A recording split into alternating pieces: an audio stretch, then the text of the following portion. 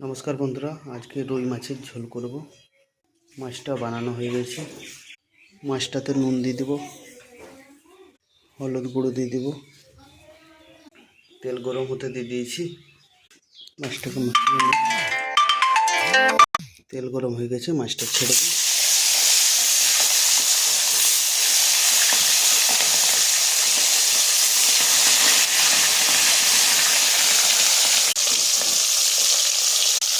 এবারে পিসগুলো ভেজে নিই। মাছটাকে এবারে উল্টো করে নেব।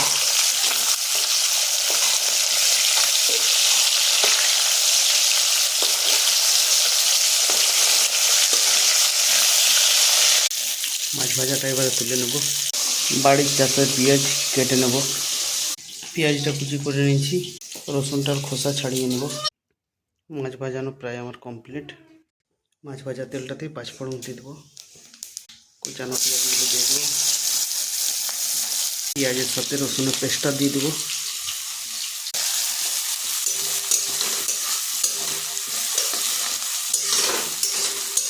পেঁয়াজ ভাজাটাতে স্বাদ অনুসার লবণ দিয়ে দেবো, হলুদ গুঁড়ো দিয়ে দেবো।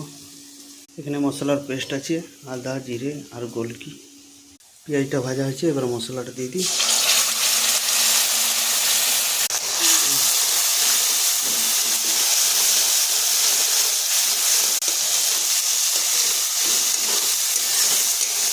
টমাটোটা দিয়ে দেবো, একটু জল দিয়ে দেবো।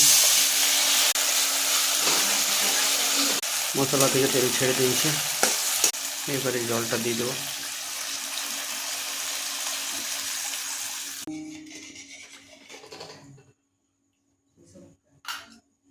মাছের ঝোলটাতে এবারে মাছগুলো দিয়ে দেবো।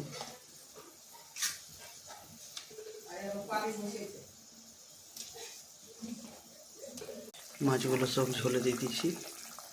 ফাইনালি আমাদের মাছের ঝোল হয়ে গেছে। এবারে গ্যাসটা বন্ধ করে দিই।